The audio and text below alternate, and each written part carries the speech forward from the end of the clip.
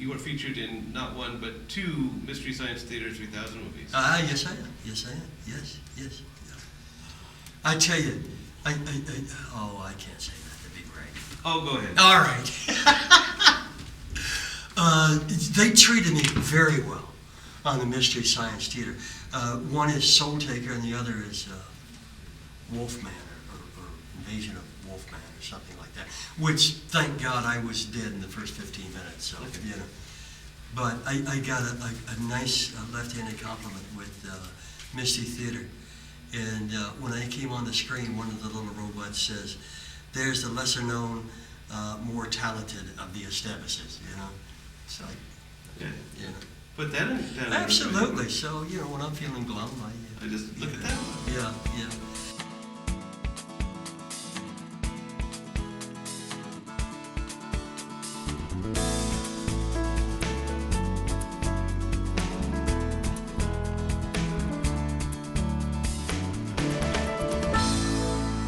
I will talk about anything.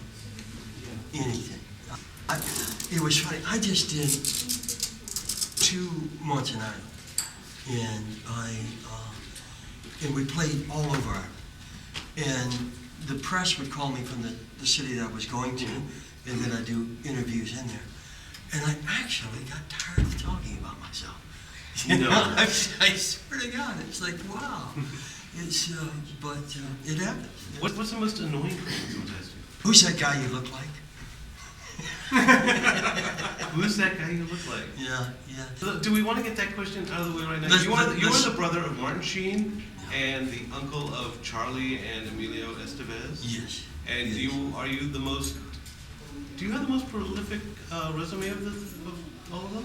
I think I got the longest. Yeah. Wow. But I mean, Charlie on his resume it says 2.5 men, but you know that's one line. But Yeah. you know, he's in what, his 3rd year right now. So. Oh, that's good. Are we rolling? We're rolling. Cool. Okay. No, you just gave the signal to change tape though. Oh, geez. Anyway, we're here with Joe Estevez. You have over 170 films to your credit now. Yes. Your first film credit that I find is around 1974. 74. I'm an old dog. Yeah. You're not that much older than me. Yeah. Okay. I think we look kind of alike. You know, if I had my hair. You know. Yeah. I've been told I look like Martin Sheen. So. Yeah. Yeah. It's hell being this good looking. Yeah. I crossed the bear. What was your first film experience, and how did you get there? I had for 7 or 8 years of acting. I did nothing but stage. I thought film was artificial. And my brother got me an audition for a TV film called Pretty Boy Floyd. And he was playing Pretty Boy Floyd. And I auditioned for it, and I got the job. I'm sure probably that I looked a little like him, maybe, you know. Possibly. But it was a success, and it was my first taste of film, and I fell in love with it because it's a different art form, it's a different way of communicating, and I've been pretty much a film actor ever since. Yeah, over 30 years now, and you're averaging 5 films a year. Yeah, it's what I do to pay the bills. It is what I love, you know. But you asked earlier, I think when we were off camera, how can I do so much? It's really not that much, because an average film takes, as an actor, maybe 3 weeks, you know. So that's what, 15 weeks out of the year. So that leaves me a lot of time to do other things. You know? Now, you mentioned earlier, probably also off camera, you had just returned from Ireland recently. Yes, yeah. And what were you doing? I was doing a play called A Short Wake, which is a 2-character play about 2 sons at the wake of their father. And their father was a ne'er-do-well gangster, and I play a ne'er-do-well gangster. And my very good friend Nick Harden plays the other brother. And an incredible success. We toured all of Ireland with it. It got great reviews, and we're taking it to the West End in London in the summer. So yeah, it just, you know, I knew the play was good. It was written for Nick and I, and I mean the writer, whose name is Derek Murphy, he's like a young Steinbeck, you know. He's just brilliant. His magic with words. So I enjoyed it, and hopefully, you know, before too long, we'll be doing it in New York. Yeah, hopefully. So you act in theater, you act in movies. Yeah. Is there one you prefer? I know movie pays the bills. Yeah. You know, when I'm not with the one I love the one I'm with, you know. They're both, I mean, they're different art forms, but I just, I get off on both of them. I think that film is very much more technical, you know, and I love that aspect of it, but I just also love the rush of a stage play, just being at one with the audience. You know, I don't think an audience realizes how much they're involved with an actor's performance and how much they matter in the ebb and flow of the play. I mean, it matters quite a bit. Way back in the day when I used to do a lot of theater, I was what I thought of myself as a dramatic actor, and I thought musicals were just, you know, just kind of, it wasn't real acting, you know. Now, I would love America to do a musical, but nobody's asking me.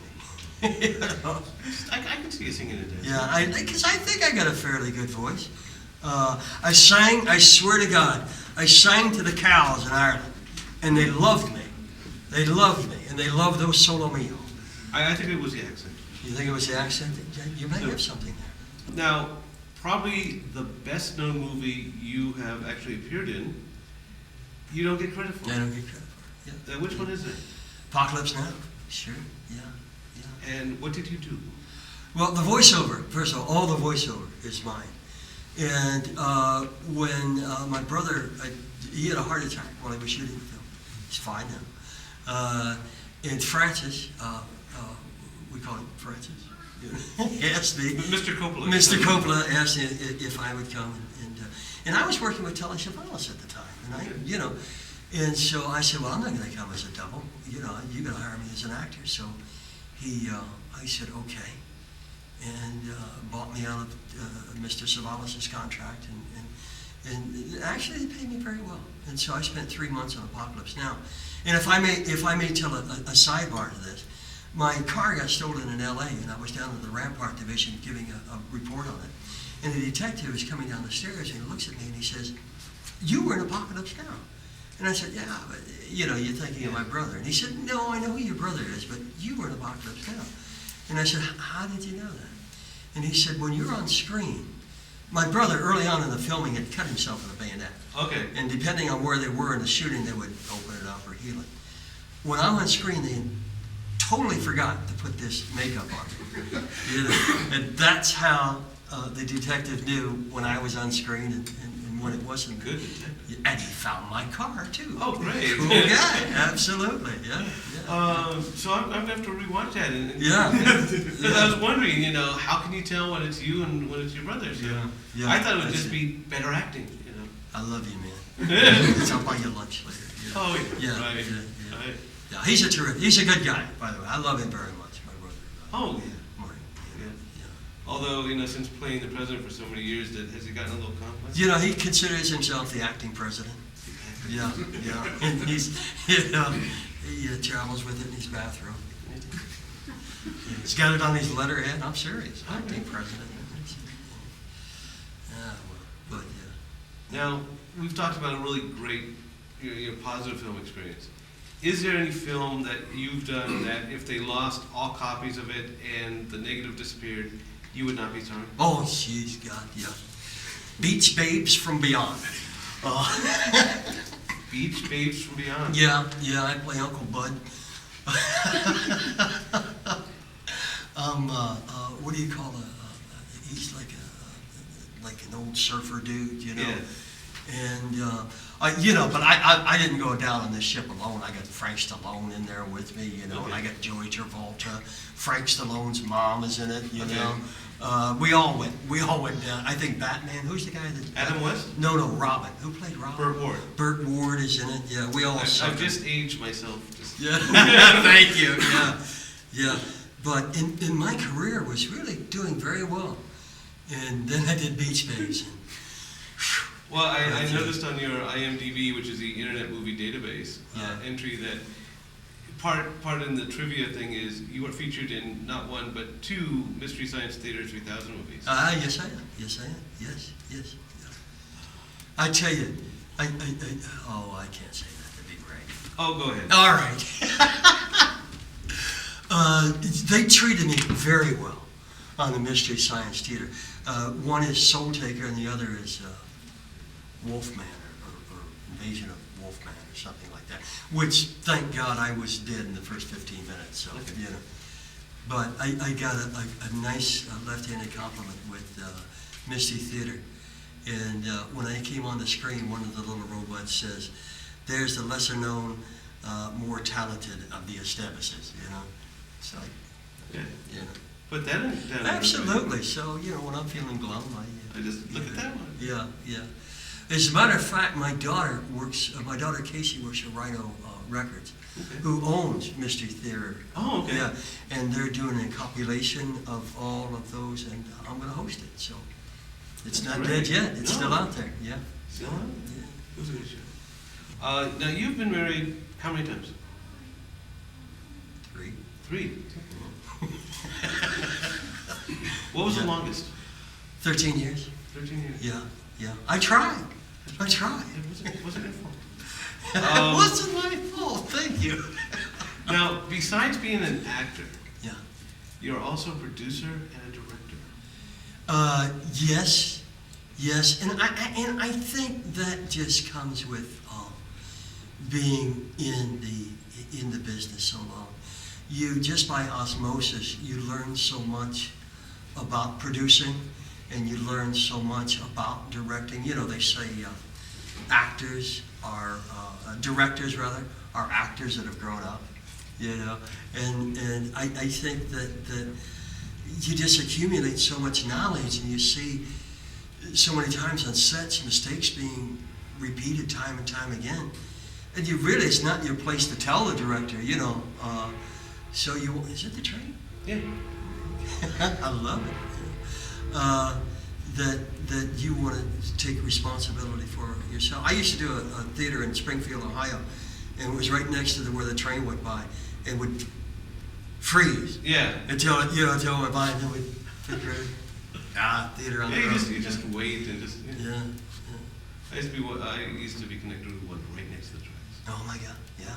It's like, Yeah. It's like, You got to add it in, don't you? I mean, you got to make it part of the play, otherwise. yeah, it's hard. Yeah. What's been your favorite film experience? There's a company up in Salt Lake City called Films for Family. I pray a lot. Now, I used to pray for work, Okay. and God gave me a lot of work. And now I pray for work that is going to do some good for humanity. And I think that's how I ended up here, just seriously, with Gary. And there's a company called Films for Family. And there's 2 films that I've done for them.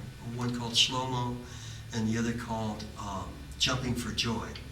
And the title is kind of, but it's a terrific, terrific film. And it's about life. It's about children succeeding over all odds. It's about faith. It's about love. And I really enjoyed being a part of that. Because it's a positive film. It's a positive film. And Films for Family, they make positive films. And you know what? They make a lot of money. They don't play Hollywood. They don't play New York. They don't play Miami.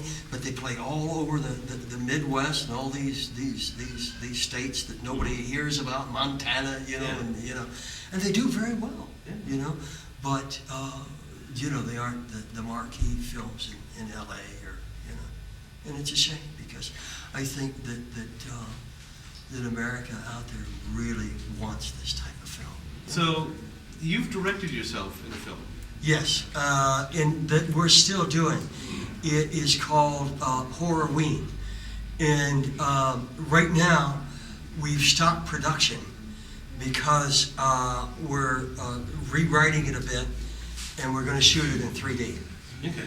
And they say that this time next year, there will be 4,000 theaters in the United States that will be equipped to shoot 3D. And I can handle two-dimensional. I have no problem with that. I feel very confident with myself. I'm terrified with 3D because I don't know the story that I want to tell in three-dimensional. It's like taking a stage play and making it into a movie. It's an entirely different animal. And so I don't know really what I'm going to do, but I'm trusting that I'm going to have a couple of incredible cinematographers, cameramen, and they'll just cover my back, because I'm just here, I'm just winging it. But then isn't everybody with 3D, And I think that's really it's really put together in post. What you want to say? Which I don't. Because I like, the say-so of the director, and I think when it's turned over in post and turned over to the next editor, you lose a lot of control, I can influence a picture when it's not in 3D, but in 3D, I'm saying, okay, if you think that's right, well, okay. So, we'll see. So, in directing yourself, though, how do you do that if you're, acting and directing at the same time? Are you using a video assistant? Are you trusting your cameraman? I got an excellent camera guy by the name of John Sojin. And he's a director and our camera guy. And usually when he directs, he shoots his own film. And I hate to overuse this word, but he's bright. And so I just say, John, cover me. If I'm eating a little too much here, if we got enough, just cover me. So in essence, when I'm in front of the camera, my friend John is directing. I'm not giving him credit, but he's directing. Yeah. You are working on a film called Glory Days? Yes, with Gary Harmon and Sobrato School, yes. Okay. Yeah. And is that a new experience for you for working with the schools? There's a school in Pasadena that I direct a play every other year, and I love working with the kids. I mean, I really do. I get a lot more back than what I put out. So Gary Harmon came to me a couple of years ago in Los Angeles to ask if I would work on a project similar to this, and I said absolutely. And then when Gary Harmon came here and gave up what I might had was an incredible career in Los Angeles to give himself to the school up here, to Sobrato, and it was really a change of life for him, and to give himself to educating these children. And he asked me if I could come up here and help him out a little bit. And I thought, my goodness, for what he did, it's the least I could do to come up and give some of my time. That's If I can say this, with communication, it is such an incredible, powerful media. And I think that kids who've got something to say and something good to say need to get involved in this. Because there are a lot of, look at our TV, look at our movies, look at our music videos, These are people that are putting themselves out there, that are speaking up and speaking out, And not that they're saying bad things, but I think that the kids that got moral values and that have something to say in that regard, they need to speak out too. And they got to understand the power of the mic, the power of the camera. What we're doing here today never dies. People could dig this up 5, 15 years from now, play this interview, Oh, we will be. Yeah. So